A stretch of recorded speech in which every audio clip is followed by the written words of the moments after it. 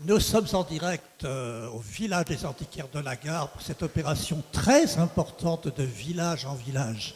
On reçoit cet après-midi Cathy Fermagnan. Bonjour, merci d'être venu. Il paraît que c'est, pardonnez-moi l'expression, un peu le bordel dehors. Il y a plein de voitures, il y a plein de monde, etc. On va revenir sur, vous êtes la directrice générale de Vaucluse Provence Attractivité et Jacques Chalvin qui est le directeur de cet espace. On reviendra sur cet espace qui a été complètement rénové, l'espace Nouvelle Vague, et je dois dire que c'est assez surprenant et superbe. On se retrouve dans l'événementiel 30 ans en arrière. Je vois que vous avez gardé toutes vos qualités, mon cher Jacques. Merci. Cathy Fermagnan, merci infiniment. C'est quoi Vaucluse Provence Attractivité? Alors, bonjour, merci de bien vouloir m'accueillir sur le plateau. Je suis très heureuse d'être avec vous.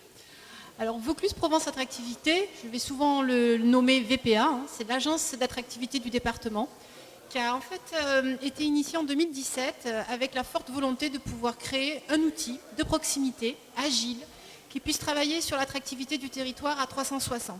Donc en fait, 360 degrés. Nous sommes issus de la fusion de deux anciennes agences départementales, l'une qui était dédiée au tourisme, l'autre au développement économique. Et la volonté, ça a été donc de créer cet outil, donc je le disais, qui travaille en forte proximité avec les territoires, avec les intercommunalités de ce département, bien sûr avec le fort soutien financier du conseil départemental de Vaucluse et de la région. Et donc un outil qui a pour vocation de promouvoir le département dans toutes ses dimensions et de pouvoir donc favoriser l'attractivité auprès de différentes cibles que sont à la fois les touristes, les talents et les investisseurs. Moi, j'ai vu plusieurs opérations, notamment durant la période de confinement cet hiver. Effectivement, vous vous adressez aux touristes, mais vous vous adressez aussi aux artisans, aux artistes, aux start-up. Vous avez mené une opération à Noël pour soutenir effectivement les artisans. En fait, votre agence de développement économique, elle couvre pratiquement tous les secteurs. Tout à fait. Alors c'est vrai qu'on a nos deux grands piliers qui sont d'une part la promotion économique des grandes filières de ce territoire, donc pouvoir mener des missions de promotion, prospection pour pouvoir identifier de nouveaux projets qui pourraient venir s'implanter au sein du territoire. Donc on est un peu les commerciaux du territoire. Il faut aller convaincre, séduire des entreprises extérieures, comme quoi c'est bien en Vaucluse qu'il faut venir investir et se développer. Et puis derrière, donc un accompagnement de ces projets, donc dans des secteurs aussi divers, on y reviendra peut-être, que l'agroalimentaire, l'économie créative, le tourisme bien sûr, l'industrie, l'environnement, etc. Mais c'est vrai qu'on a aussi un rôle stratégique pour venir en soutien de la fréquentation de la filière du tourisme. Alors fréquentation, pas forcément en plein mois de juillet-août, mais ce qu'on cherche à faire, c'est vraiment de travailler sur l'étalement, faire durer, travailler sur les ailes de saison, désaisonnaliser au maximum l'activité touristique, tout simplement pour pouvoir optimiser les retombées économiques auprès de nos professionnels. Et nous menons de temps en temps des actions. Après, l'idée de l'agence, c'est d'être agile, de s'adapter. Vous l'avez souligné, Teddy, c'est vrai qu'à Noël, nous avons mené un peu une opération qui n'était pas prévue, mais compte tenu du confinement, de la difficulté des artisans, des producteurs, avec tous les marchés de Noël qui étaient supprimés, nous avons mené avec nos partenaires, puisque VPA, c'est aussi un fort esprit du travailler ensemble, les chambres de métiers notamment d'agriculture et les offices de tourisme, un marché de Noël connecté pour mettre en lumière l'excellence de nos produits identitaires du Vaucluse. Moi, ce qui m'interpelle, c'est que le Vaucluse, tout de suite, les gens, Avignon, le festival d'Avignon, etc. Or, on s'aperçoit sur le terrain que les richesses du Vaucluse, elles sont infiniment grandes, je veux dire. Alors, on parle aussi des vignobles, des fruits et légumes, etc. Mais le nombre d'artistes et d'artisans dans le Vaucluse est assez surprenant. Bien sûr, en Vaucluse, c'est pas moi qui vais vous contredire. Nous sommes déjà au cœur de la Provence. C'est un territoire aussi qui est très facilement accessible et qui regorge d'atouts, tout à fait. Il y a, vous l'avez dit vous-même, il y a la culture, le côté festival, le patrimoine historique de ce département, nos villages perchés. Il y a nos villes d'art et d'histoire, je pense à Avignon, à l'Île-sur-la-Sorgue, nos villages perchés, je viens de le dire, mais également toutes ces activités aussi, tous ces sites exceptionnels de pleine nature. Oui. Je pense au Luberon, je pense au Ventoux, qui sont aussi des marques fortes et puissantes à l'international, et puis aux activités qui peuvent effectivement se développer, comme le vélo, qui est une filière que nous travaillons depuis plusieurs années, la randonnée, et puis n'oublions pas Vous l'avez dit aussi, je crois, notre département, c'est aussi une terre qui regorge de produits de terroir d'exception. Ouais. Et ça, je crois que c'est très important aussi pour donner aussi cette identité au département. Hein. Je pense à nos marchés provençaux, je pense à nos producteurs, je pense à voilà, tous ces produits, au miel, aux fruits, au melon, à la cerise, à la fraise, à l'épeautre, à la lavande. Donc tous ces produits qui façonnent aussi nos paysages et puis qui sont aussi sublimés, n'oublions pas, par nos chefs. Donc le Vaucluse, c'est tout ça, c'est un tout à la fois.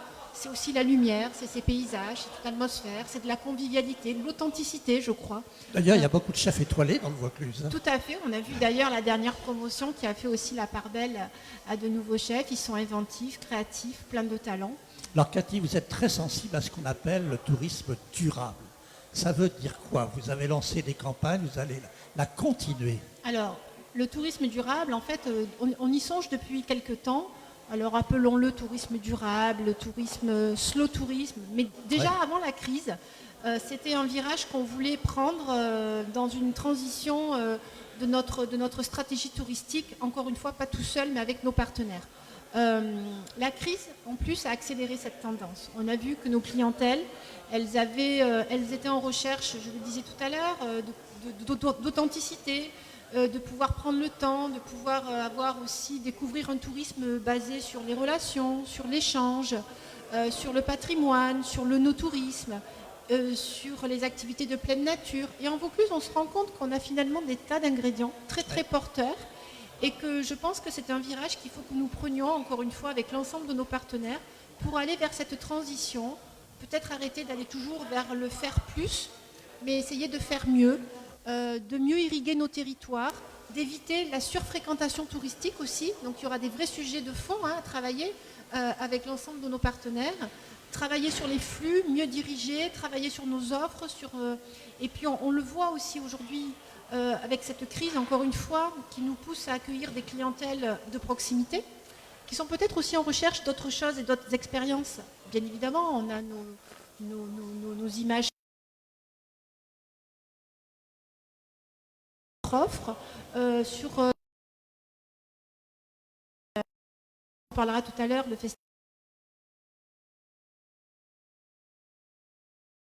clientèle aussi, dans un rayon de chalandise de 2 heures, qui vont pouvoir aussi découvrir le Vaucluse différemment. Alors, qui ne connaît pas l'île sur la Sorgue? 3e place européenne, effectivement, les antiquaires. Non, c'est important, 3e place européenne, les gens ne le savent pas. Paris, Londres, l'île sur la Sorgue, les roues à aube. Tout le monde connaît l'île sur la Sorgue avec les nombreux artistes. Que pensez-vous de cet endroit complètement rénové, ma chère Cathy? Écoutez, cet endroit, je trouve qu'il a un charme fou. C'est ce que je vous disais, que voilà, sortie de mon bureau, j'arrive ici, on s'y sent bien. C'est un lieu très chaleureux, accueillant, convivial. Donc bravo pour cette belle réussite. Et je suis sûre que c'est un lieu qui va, grâce aussi à l'énergie de Jacques et ses équipes, qui va pouvoir apporter vraiment une nouvelle dimension dans ce paysage et apporter vraiment, oui, beaucoup de convivialité et de partage. Alors, mon cher Jacques, vous dirigez le village des antiquaires de la Gare, c'est une magie cet espace. Il avait un certain charme quand même avant. Moi, j'aimais le côté Eiffel, on se croyait un peu à New York, les vieux entrepôts, etc., etc. Mais là, c'est complètement magique, complètement magique. Je demande à Cathy, il va falloir faire connaître cet endroit au niveau mondial parce que c'est superbe. Alors, quelle histoire, quelques mots sur cet espace. Oui, alors en 2 mots, on retrouve les racines de l'île sur la Sorgue, les filatures textiles avant tout, qui était une capitale, l'île sur la Sorgue, du textile. Et c'est une ancienne filature. Et au fil des années, on a retrouvé effectivement cette architecture de type Eiffel, qui est devenue il y a 40 ans un village d'antiquaires, au moment des regroupements d'antiquaires, de l'émergence de cette activité, de cette profession d'antiquaire brocanteur. Et puis il y a 3 ans, on a racheté le village des antiquaires de la Gare et on a essayé de retrouver les racines de ce lieu. Et on a trouvé les bonnes équipes pour le magnifier ce lieu, remettre en valeur la structure Eiffel, mettre en lumière, comme on dit, et puis retrouver donc encore une fois les racines et pouvoir proposer à l'île sur la Sorgue un lieu qui puisse accueillir des événements d'une taille, on peut monter jusqu'à 200 personnes, on peut privatiser ce lieu en dehors des jours d'ouverture du village des antiquaires de la Gare. Alors beaucoup d'événements, hein, durant nous sommes en direct, durant ces 2 jours, de village en village, les gens peuvent se promener, aller voir les 5 villages des antiquaires, je ne me trompe pas sur le chiffre, mais se balader, il se passe plein d'affaires. Oui, alors D'événements, hein. l'idée c'était, compte tenu de la crise sanitaire, c'est de respecter la législation, mais quand même de faire un point d'animation sur les antiquaires sédentarisés à l'Île-sur-la-Sorgue et que le collectif des antiquaires brocanteurs présents ici depuis plus de 50 ans puisse accueillir dans de bonnes conditions des visiteurs, certes moins nombreux qu'on peut l'imaginer en ce moment, mais de capitaliser quand même sur une activité qui fait l'image de l'Île-sur-la-Sorgue. Et comme le disait Cathy, on est en début de saison, on est à Pâques, c'est la tradition, l'ouverture de saison en temps normal. Bon, on est dans une période un peu complexe et on respecte ce qui se passe en ce moment. Mais c'est surtout de marquer les esprits qu'à l'Île-sur-la-Sorgue, il y a des antiquaires, des brocanteurs qui ont un collectif et on a imaginé un produit qui s'appelle la route des antiquaires pour accueillir les touristes qui viennent chercher ou savoir où sont les antiquaires et au moins ils ont un produit qui correspond à leur attente. Alors, dernier point pour finir, manifestation importante. La Foire internationale des antiquaires est repoussée cet automne, avec dedans, effectivement, un événement qui avait très bien réussi l'année dernière, Upcycling, fête du neuf avec du vieux. Quelques mots. Voilà, exactement. Alors là, on est en pleine cohérence avec la volonté politique de dire en août et juillet-août, il y a beaucoup de tourisme, du surtourisme, et c'est pas la peine de rajouter des événements qui... Donc on va sur les ailes de saison, comme disent les professionnels du tourisme, et pour le week-end de la Toussaint, qui clôturera la saison touristique à l'Île-sur-la-Sorgue, on a imaginé donc le déplacement de la foire d'août des antiquaires à la Toussaint, magnifié par un nouvel événement dont on a inauguré la première édition l'année dernière, qui a rencontré un succès vraiment, qui nous a vraiment surpris, qui est Upcycling Festival. Et je remercie vraiment Cathy et VPA de nous accompagner dans cette démarche, parce que c'est jamais facile de monter un événement, surtout dans le contexte actuel. Et on a besoin de l'énergie de tous, des collectivités, des partenaires privés, de tout le monde pour faire que l'Île-sur-la-Sorgue devienne un petit peu, alors c'est un terme, une ambition en tout cas, mais le Davos de l'upcycling. Et c'est une vision qu'on essaye de faire partager à nos partenaires. Ma chère Cathy Fermagnan, venez dans le Vaucluse, mais restez dans le Vaucluse grâce à vous. Vous faites un boulot fantastique. Il y a un site, on peut avoir toutes les informations. Oui, bien sûr. Alors nous avons plusieurs sites. Provence Guide, qui est vraiment le portail générique du site du tourisme en Vaucluse-Provence, avec ensuite beaucoup de déclinaisons. Nous avons des sites dédiés pour la presse, parce que nous travaillons beaucoup également avec la presse touristique. J'espère bien aussi qu'on pourra accompagner Jacques, bien évidemment, auprès des journalistes avec lesquels nous sommes en contact. Et puis ensuite, nous avons aussi un site un peu plus éco, investinvaucluseprovence.com, où là, on s'adresse aux entreprises désireuses qui peuvent avoir un projet de développement dans le département. Merci infiniment à tous les deux. À bientôt. Merci.